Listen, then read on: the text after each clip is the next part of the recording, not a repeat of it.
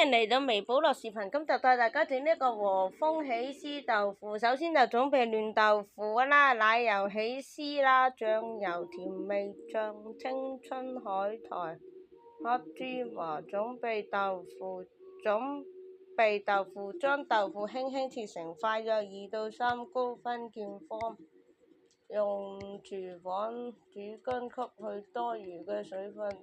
喺碗入便將奶油起司放完，可以稍微加鹽，可以幫助更容易攪拌。然後加入醬油同埋甜味醬，攪拌均勻，直到混合物光滑。將切好嘅豆腐塊放入大碗中，然後輕輕地將起司醬倒入豆腐上，確保每塊豆腐都裹上醬料。將和風起司豆腐盛放喺盤子中，切細嘅青春，可以再切上一些黑芝麻同埋海苔絲作為裝飾。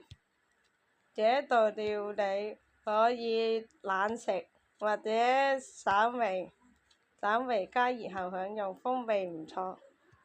大家記